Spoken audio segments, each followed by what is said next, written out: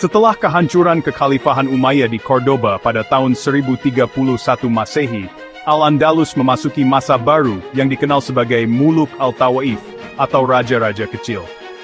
Wilayah kekuasaan Islam di semenanjung Iberia terpecah menjadi lebih dari 20 kerajaan kecil, masing-masing dipimpin oleh dinasti yang berbeda-beda, dan memiliki kepentingan sendiri-sendiri.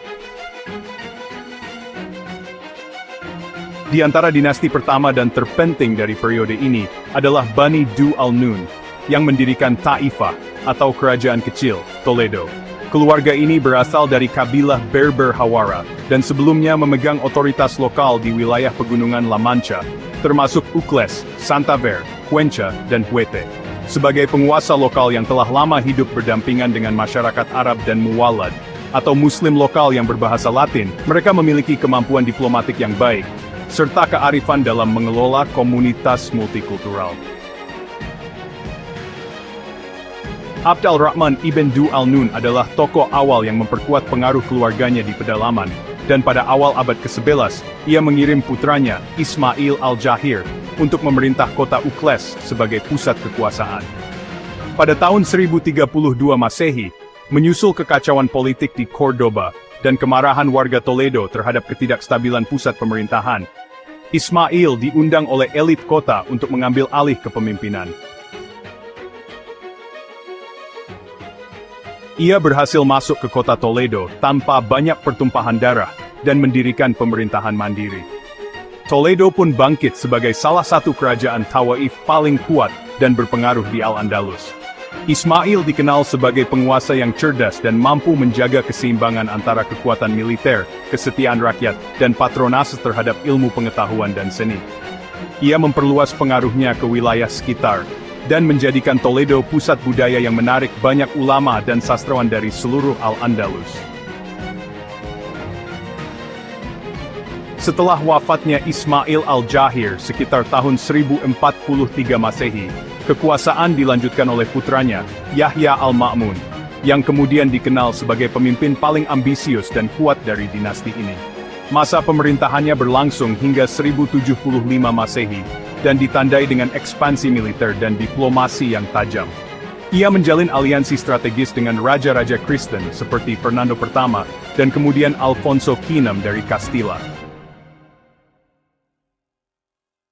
Salah satu kemenangan politik terbesarnya adalah keberhasilannya menguasai Ifá Valencia pada tahun 1064 Masehi setelah terlibat dalam perang saudara di wilayah timur.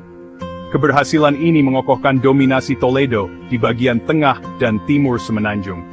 Namun ambisinya juga membawa konflik dengan kerajaan tetangga seperti Sevilla yang dipimpin oleh dinasti Abbadid.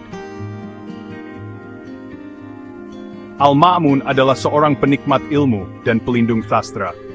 Di masanya, Istana Toledo menjadi tempat berkumpulnya para intelektual Muslim, Yahudi, dan bahkan Kristen Mozarab, yang mengembangkan tradisi penerjemahan karya-karya filsafat dan ilmu pengetahuan Yunani ke dalam bahasa Arab.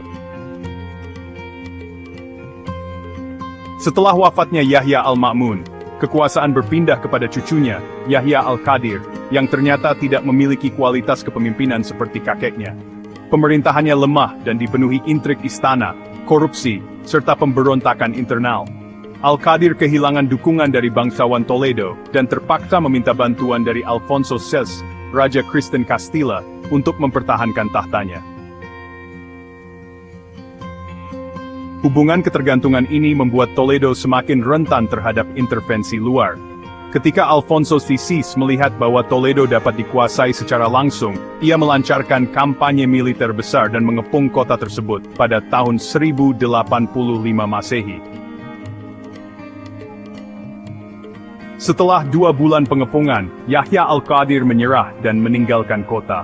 Penyerahan ini tidak hanya mengakhiri kekuasaan Bani Du al-Nun, tetapi juga menjadi pukulan besar terhadap kekuasaan Islam di pusat semenanjung. Kota Toledo, yang pernah menjadi jantung peradaban Islam, jatuh ke tangan Kristen, dan menjadi titik awal kemajuan besar gerakan Reconquista. Namun, dalam masa kejayaannya, dinasti Du al-Nun mewariskan banyak kemajuan penting.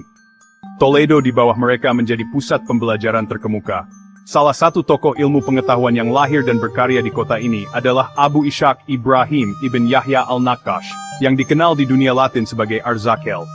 Ia dikenal karena karyanya dalam bidang astronomi, khususnya Zij al-Toletanus, sebuah karya penting yang nantinya memengaruhi sains Eropa. Toledo juga menjadi pusat awal gerakan penerjemahan yang kelak berkembang di bawah Kristen, menjadi Escuela de Traductores de Toledo. Berbagai manuskrip Yunani diterjemahkan ke dalam Arab dan kemudian Latin oleh cendekiawan Muslim, Yahudi dan Kristen.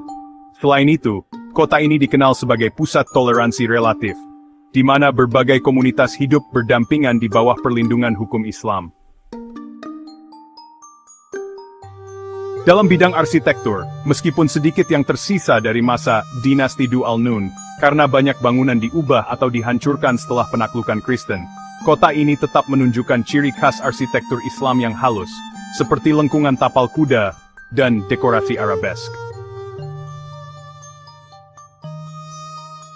Beberapa masjid bahkan kemudian diubah menjadi gereja tanpa menghilangkan unsur keindahan Islaminya, seperti Masjid Bab al-Mardum, yang kemudian menjadi gereja Cristo de la Luz. Dinasti ini menunjukkan bahwa dalam situasi fragmentasi politik sekalipun, kejayaan budaya dan ilmu pengetahuan Islam tetap dapat tumbuh jika didukung oleh pemimpin yang bijaksana, terbuka terhadap berbagai kalangan, dan mendukung kehidupan intelektual.